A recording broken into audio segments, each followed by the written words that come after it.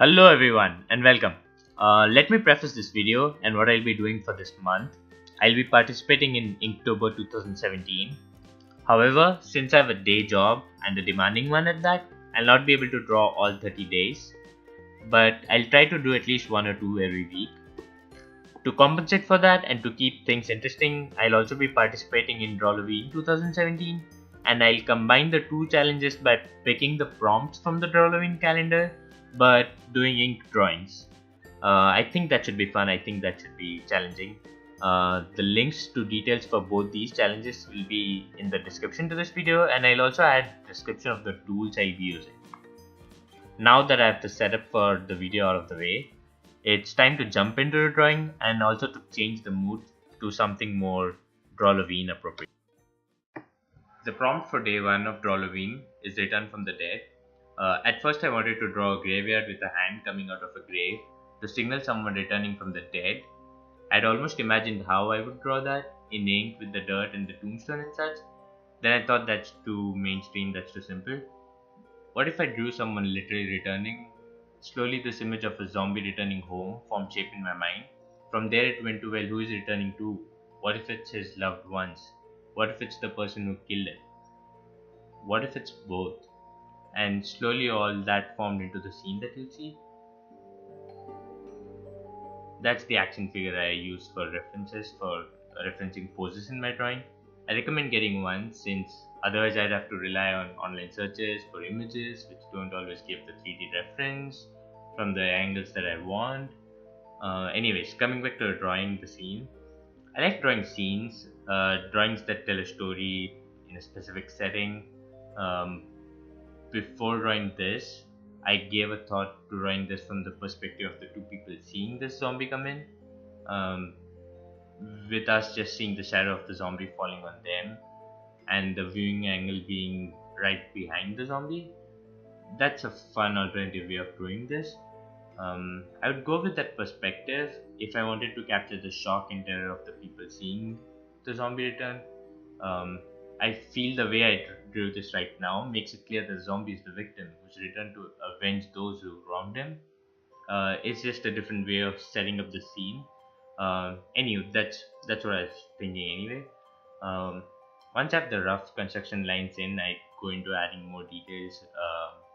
I wanted to draw bullet holes and stab wounds in the zombie.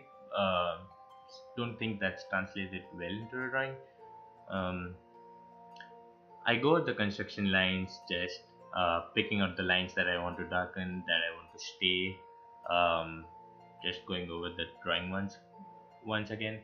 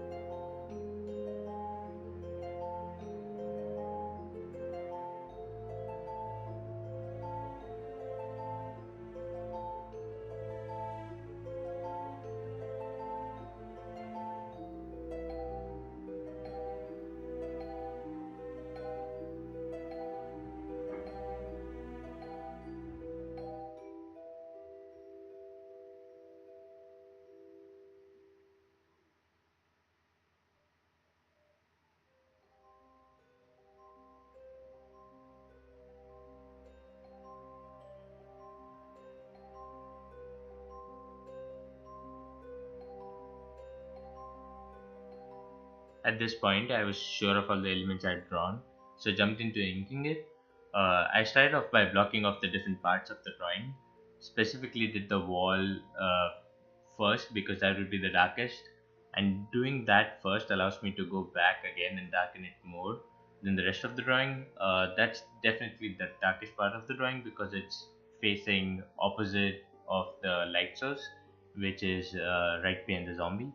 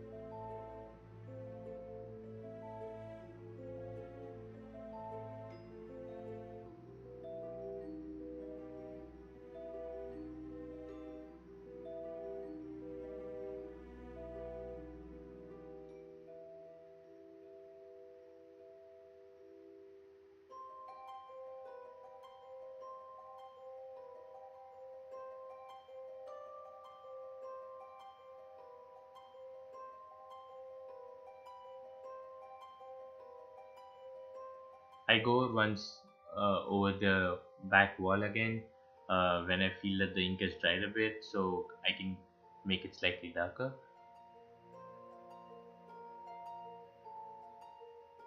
I use the Faber Castell pens when I want sharper lines, lines that I want to be more form fitting to the lines that I've already drawn.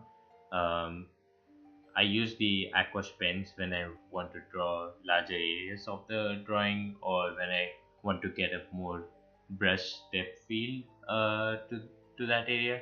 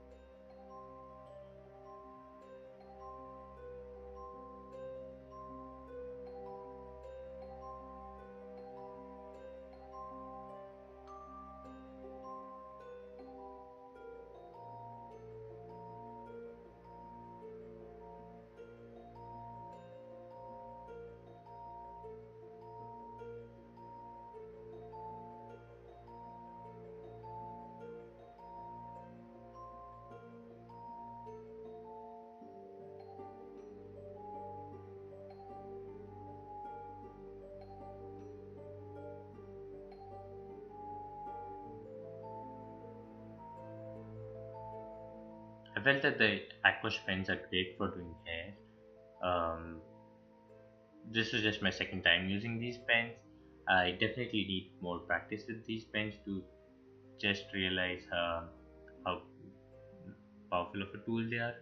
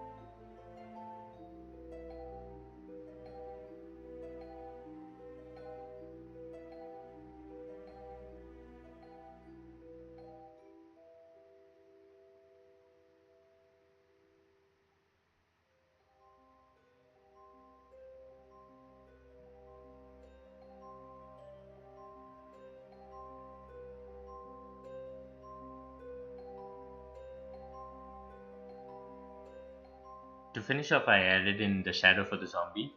Since the light is behind the zombie, I imagine the shadow getting larger as we move towards us, towards the viewing point.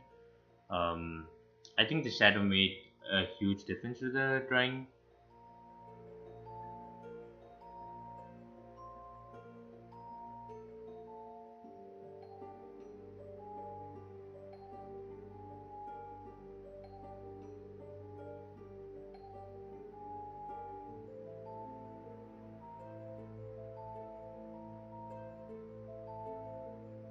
To finish off, I go over some of the areas that needed more darkening. Um, and I also added in a last minute door flung open that I had forgotten to add in the first place. And yeah, with that, I think I'm done. I would say, barring a couple of minor things here and there, I'm happy with how this turned out. It's a satisfying feeling when something you have in your mind translates to paper and you have it physically right there. Anyways, thanks for watching. Bye.